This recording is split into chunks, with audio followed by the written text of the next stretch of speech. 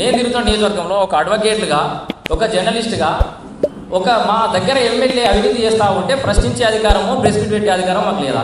ఇంకొకటి ఇక్కడ వచ్చేసి ఇప్పుడు రైతు ఇరిగేషన్కి ఇచ్చేసిన ల్యాండ్, ఇరిగేషన్కి ఇచ్చినప్పుడు అది ప్రభుత్వ భూమిని కాపాడుకునే హక్కు ఒక పౌరుని నాకు కూడా ఉంటుంది కదా. నేను అదే కోణంలో ఈ సందర్భంగా హరీష్ రావుని అడుగుతున్నాను. ఇంకొక విషయం క్లారిఫై చేయదలుచుకున్నా, నేను మల్లన్న సాగర్ భూ నిర్వాసితుని, రంగనాయక సాగర్ కాదు, నేను మల్లన్న సాగర్ భూ నిర్వాసితుని. అక్కడ ఈ హరీష్ రావు చేతిలో నేను దగాపడ్డా కాబట్టి ఆయన సిద్దిపేట నియోజకవర్గంలో ఉన్నాడు. ఆయన ఇచ్చిన హామీలు ఇంతవరకు నెరవేర్చలేదు. మల్లన్న సాగర్ భూ నిర్వాసితులు ఇప్పటివరకు కూడా కలెక్టర్ ఆఫీస్ చుట్టూ తిరుగుతూనే ఉన్నారు. సో ఎవరైతే మాకు మాటిచ్చి మోసం చేసిర్రో ఆయన ఎంబడబడ్డా, నేను ఆయన వల్ల మోసపోయినా కాబట్టి ఆయన ఎక్కడ అవినీతి చేసిండు, వచ్చి రంగనాయక సాగర్ కాడ చేసిండు, ఆయన దాని ఎంబడబడ్డా. దాంట్లో ఏం తప్పు కనబడుతుందో నాకైతే అర్థమైంది. అంటే ఈ రంగనాయక సాగర్ ప్రాజెక్టులో ఆయన తప్పించుకోవడానికి ఎన్ని ప్రయత్నాలు చేస్తుండో, ఏం చేస్తుండో, ఆ తప్పించుకోవడానికి ఏదైతే నోటీసులు ఇప్పించి రికవరీ చేస్తుండో, సేమ్ అక్కడ ఉమ్మడి సహకార సంఘం అనే ఒక పెద్ద వ్యవస్థ ఉంది. అది ఇంకా చాలా పెద్దది, ఎకరాలు భూములు మింగేసిండు. దాన్ని అన్న చెప్తాడు అడ్వకేట్. నా పేరు కొంచెం అశోక్ అండి, నేను అడ్వకేట్ని, స్థానికుని సిద్దిపేట. ఏదైతే ఒక కేసు విషయంలో వచ్చేసి మనకు ఇప్పుడు చెప్పినటువంటి బాబు నవీన్ లేట్ లింగం అనే వ్యక్తి నుంచి తండ్రి చనిపోతే కొడుకు నుంచి రికవర్గా చేయించాడు డబ్బులు. అదే రిలేటెడ్ మ్యాటర్ వచ్చేసి ఒక 57 ఎకరాల సొసైటీ ఏదైతే ఈ చిన్నగూడూరు మండలం ఏది అన్నపూర్ణ అద్దగిరి ప్రాజెక్టుకి సంబంధించినటువంటి భూమిలో 22 ఎకరాల భూమి సేకరించి ఆ సేకరణలో భాగంగా ఏంటంటే సొసైటీకి వచ్చేసి ఒక చైర్మన్ ఉంటాడు. ఆ చైర్మన్ పదవిలో 5 సంవత్సరాలు ఎక్స్ చైర్మన్ తోటి అక్రమ తీర్మానాలు చేయించి తన అనుచరులతోటి అక్రమ తీర్మానాలు చేయించి 27 ఎకరాలకు సంబంధించిన భూమికి ఒక ఎకరానికి ఆకర్షణ చొప్పున ఓన్లీ ఈయన పర్సనల్ అకౌంట్కి ట్రాన్స్ఫర్ చేసుకున్నాడు. 1,36,05,000 చైర్మన్. ఇది చేయడానికి డీసీఓ అనే ఒక డీసీఓ ఆఫీసర్ ఉంటాడు. ఆ ఆఫీసర్ నుంచి ఎన్ఓసి చేయకుండా తన అనుసరించడానికి అక్రమ మార్గంలో ఈ 22 ఎకరాల భూమికి సంబంధించిన అమౌంట్ ట్రాన్స్ఫర్ చేయించుకున్న తర్వాత మిగిలిన 30 ఎకరాల భూమి ఉంటుంది కానీ అతని పేరు వచ్చేసి దుద్దిగల బాలరాజం. అతని యొక్క ప్రధాన అనుచరుడు ఇతని పేరు దుద్దిగల బాలరాజండి. అన్నపూర్ణ అద్దగిరి ప్రాజెక్టును తీసుకున్న 1 ఎకరా భూమికి ఆకర్షణ చొప్పున ఇస్తే ఈ సొసైటీ భూమిని 1 ఎకరానికి 1 లక్ష చొప్పున మాత్రమే 30 ఎకరాల భూమిని కట్టబెట్టడానికి ప్రయత్నం. ఈ సొసైటీ భూమి 237 మంది ఫార్మర్స్ ఉంటారు ఈ సొసైటీలో.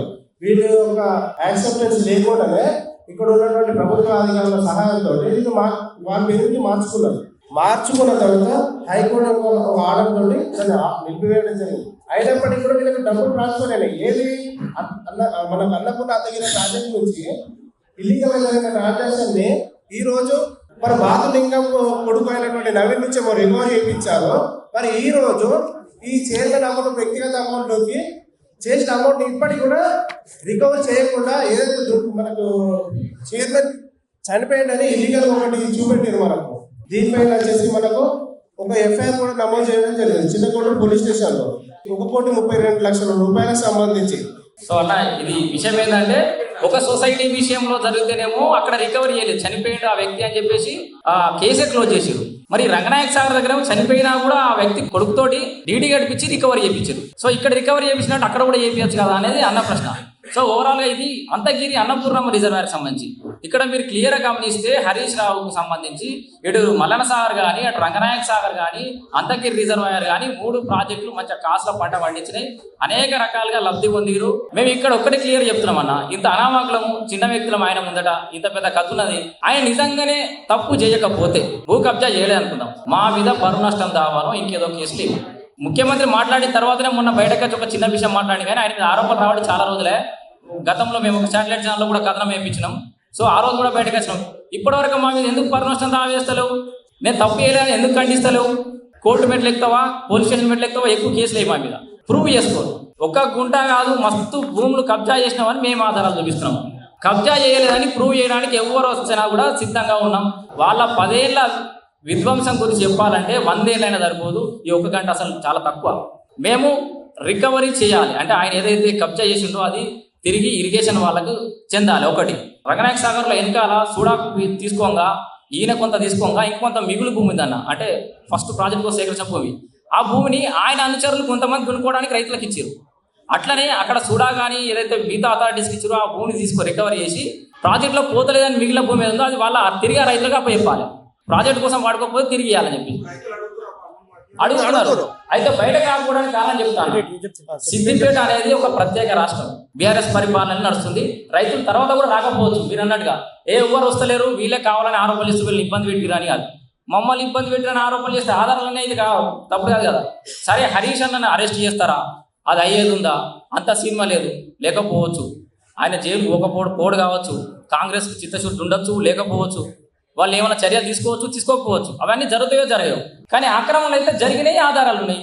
మేము అక్కడి వరకు అయితే ప్రొజెక్ట్ చేయగలిగినాం అనే సంతోషం మాత్రం మాకున్నది. తర్వాత కాంగ్రెస్ మీద వాళ్ళ చిత్తశుద్ధి మీదనే వదిలేస్తున్నాం. అది దీనికి సంబంధించి ఆల్రెడీ హైకోర్టులో ఒక కేసు కూడా నడుస్తుంది. ఆ కేసు నడుస్తున్న క్రమంలో కౌంటర్ ఫైల్లో దొరికింది ఏంటంటే, రైతుల నుంచి కంపెన్సేషన్ రికవరీ నోటీస్ పంపించిందని ఆ కౌంటర్ ఫైల్లోనే చేసారు. వాస్తవానికి అది ఏదో అనామకంగా అక్కడ తహసీల్దార్ తోటి రీసర్వే చేయించుకోవడం కాకుండా ఇంకా ఉన్నత స్థాయి కేంద్ర లేదా రాష్ట్ర దర్యాప్తు సంస్థలతో చేయించి తర్వాత రీసర్వే చేస్తేనే బాగుంటుందని మా అనుమానం. ఎందుకంటే సిద్దిపేటలో ఉన్న తహసీల్దార్ని ఈజీ ఇన్ఫ్లుయెన్స్ చేయగలుగుతాడు. ఇప్పుడు ఏదో వాళ్ళ అధికారం పోయారని కాదు, వాళ్ళ అధికారం ఉన్నప్పటి నుంచే కొట్లాడుతూ ఉన్నాం. మీకు కావాలంటే ఆ డేట్లో ఉన్నటువంటి విజువల్స్ కానీ పేపర్ ప్రకటనలు కానీ ఇస్తాం.